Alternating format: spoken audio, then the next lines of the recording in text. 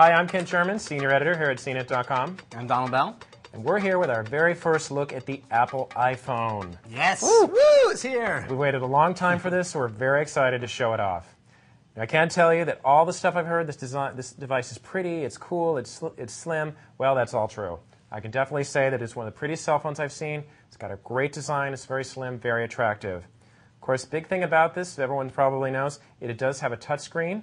It's pretty unique on a cell phone. A lot of them have it, but this one does take up the whole thing, and there are absolutely no buttons except one right down here that takes you back to the home menu. There's a couple things I want to show you on the touchscreen because I was really concerned about how easy it is to use. Can you type emails, messages really quickly? Can you move around and just do it with ease? And actually, it's not as bad as I thought. We'll go to the text messaging first. Heard a lot about this virtual keyboard. That pops right up. Actually, the buttons were large enough that even someone like me with fat fingers can type out my messages pretty quickly. The only thing I was concerned about, though, is I really would like the keyboard to be displayed horizontally like this. It is only displayed vertically in portrait mode, so you can use two hands, but it just is a tiny bit crowded. So it's much more comfortable to use one finger, which just slows you down just a little bit. A couple of more things. We'll just look at the photos. This is a multi-touch screen. You've heard a lot about that. What that actually means is you can take your fingers, move them around in a way that is more than just tapping and swiping. So we'll select that picture of Donald. See, there he is. Beautiful. Actually go out, move your fingers out like that, and there's this nice zoom in, and pinch your fingers together, and you can see the picture gets close. Zoom back in. So it is pretty cool. Don't see that on a lot of phones. Finally, we'll just go to that Safari browser. Heard a lot about that as well. We'll operate over Wi-Fi if you are in a Wi-Fi area. Otherwise, it's via the AT&T's Edge network, which is a little slow. But you can see there we have a CNET page.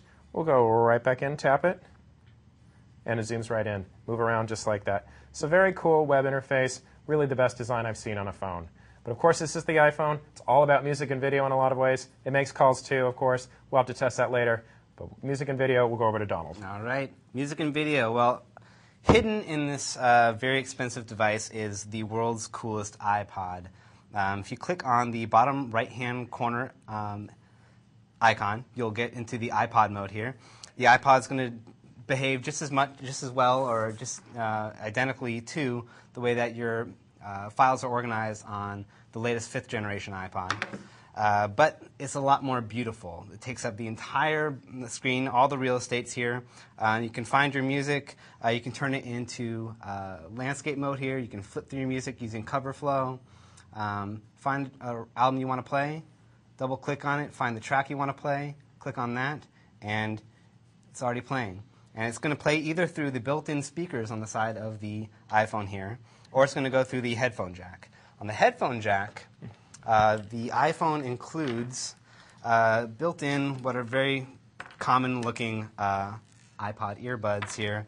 They're a little bit different. These ones actually have a built-in microphone and a little switch on them so that you can answer calls if calls come in while you're listening to your music.